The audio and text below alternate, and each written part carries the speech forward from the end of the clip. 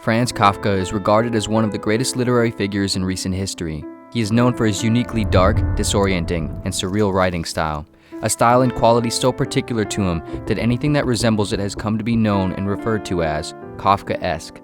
To understand his writing and the qualities of Kafkaesque, it is helpful to understand his early life. Kafka was born in Prague in 1883 to a man named Hermann and a woman named Julie. His father was a highly successful, well-to-do businessman who, through sheer force of will and a brash, aggressive personality, managed to rise from the working class, build a successful business, marry a well-educated woman, and become a member of higher middle society. As parents tend to do, Hermann hoped for a child that would measure up to his ideal stature of a person. Franz Kafka was not that. Franz was born a small, anxious, and sickly boy, and he mostly remained that way. As a result, through no fault of his own, Franz would become a great source of disappointment for his father and a sort of psychological punching bag for him as he attempted to mold Franz into who he wished he was, but could never be. Throughout his adolescence, Franz developed an urge to write as a means of dealing with his increasing sense of anxiety, guilt, and self-hatred. Of course, his father did not allow him to pursue writing and ultimately defined the borders around Kafka's life, forcing him to pursue law as a profession. During his time studying law in college, Kafka continued writing and met one of his only real friends, Max Brod, another writer who would eventually convince Kafka to publish his first 3 collections of work. These pieces sold very poorly, however, and essentially went unnoticed. After college, Kafka would go on to work in a law office and then for an insurance company. Here, Kafka would become subject to long hours, unpaid overtime, massive amounts of paperwork, and absurd, complex bureaucratic systems. Kafka was understandably miserable. While working at the insurance company, Kafka continued writing on the side, producing some of his most notable pieces including The Trial, The Castle, and America. He did not attempt to publish any of these at the time, however, and even left much of his work unfinished, believing it to be unworthy.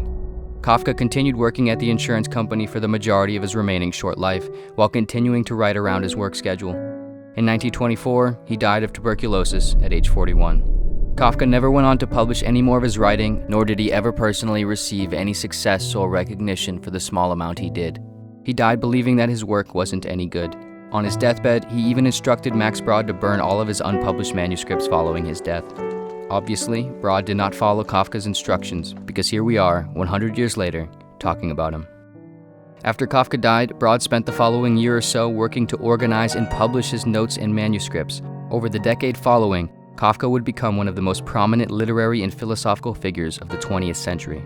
In other words, one of the greatest writers and thinkers of the century lived his life with his work buried in some drawer, aware, unaware, or indifferent to the fact that he was sitting on some of the most significant works in recent history. He lived his life in the eyes of his father, an inadequate disappointment, and yet in the eyes of history, he is an immensely important individual. One can only wonder how many individuals like Kafka have and continue to walk this earth completely disconnected or restricted from ever seeing who they really are or could be. How many Kafkas have lived and died without ever sharing their voice with the world, whose voice would have changed it forever? How many people never know who they'll be after they're gone? Fortunately for everyone other than Kafka, his work was saved and an entirely new genre of thinking and writing developed in his name, Kafkaesque. Generally, the term Kafkaesque tends to refer to the bureaucratic nature of capitalistic, judiciary, and government systems, the sort of complex, unclear processes in which no one individual ever really has a comprehensive grasp on what is going on, and the system doesn't really care. But the quality of Kafkaesque also seems to extend much further than this. It is not necessarily exemplified merely by what these systems are, but rather the reaction of the individual subjected to them and what it might represent. In one of his most famous novels, The Trial, the protagonist Joseph K. is suddenly arrested at his home one morning. The officers do not inform K of why he's being arrested though, and he is then forced through a long, absurd trial in which nothing is ever really explained or makes much sense. The trial is riddled with corruption and disorderliness, and by the end of the novel, after having meandered the entire thing, K is never told why he was arrested, and yet he remains guilty of his final conviction. In another one of his more popular stories, Metamorphosis, the protagonist Gregor Samsa awakes into having suddenly been turned into an insect with no clear explanation. The first and recurring issues Gregor faces throughout the novel are the problems of getting to work, dealing with his boss, and providing financially for his inconsiderately needy family. Gregor, of course, cannot do this. He is a bug. And so, he experiences increased dread trying to deal with his situation while becoming a useless nuisance to his family. In both stories, the protagonists are faced with sudden, absurd circumstances. There are no explanations, and in the end, there is no real chance of overcoming them. They are outmatched by the arbitrary, senseless obstacles they face, in part because they can't understand or control any of what is happening. The crux of Kafka's style and work seems to be carried by this confrontation with the absurd, a conflict in which a character's efforts, reasoning, and sense of the world are met with inescapable parameters of senselessness, wherein success is both impossible and, in the end, ultimately pointless, and yet they try anyway. It's fair to argue that one interpretation is that these circumstances are emblematic of Kafka's take on the human condition. Specifically, the unyielding desire for answers and conquest over the existential problems of anxiety, guilt, absurdity, and suffering, paired with an inability to ever really understand or control the source of the problems and effectively overcome them. But the kicker and perhaps most important part is, even in the face of absurd, despairing circumstances, Kafka's characters don't give up. At least initially, they continue on and fight against their situations, trying to reason, understand, or work their way out of the senselessness. But in the end, it is ultimately to no avail.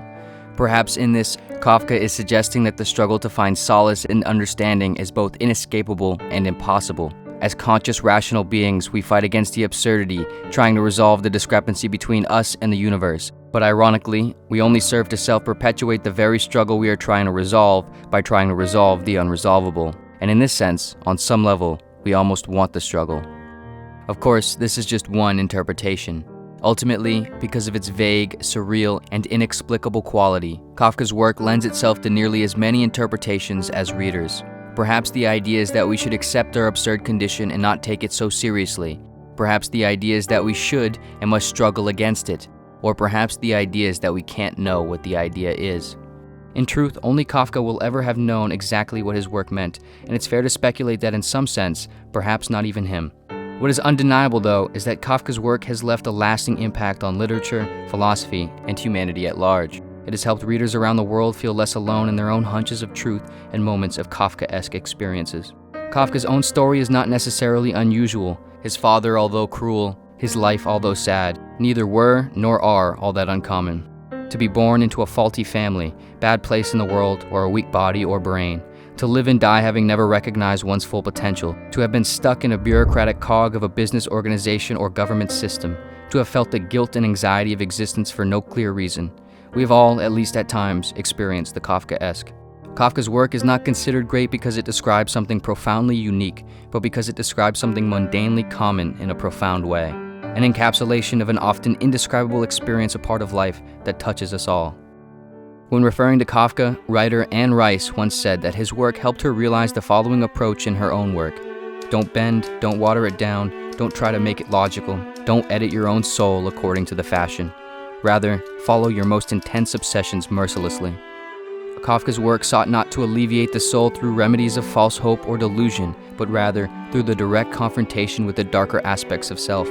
By distorting reality to map more accurately onto his own sense of human experience, he revealed a certain remedy of unhindered self-examination and carved out a place in the world for others to do the same. I think we ought to read only the kind of books that wound or stab us. If the book we're reading doesn't wake us up with a blow to the head, what are we reading for? So that it will make us happy? Good Lord, we would be happy precisely if we had no books, wrote Kafka in a letter to a friend. Although he might not have shared this explicitly, Kafka's work embodies and reminds us not that we wish to give up, but that despite all the absurdities and problems, we wish to continue. We wish to struggle against the universe and forge our own way. We wish to find and connect over honesty, however hard it may be.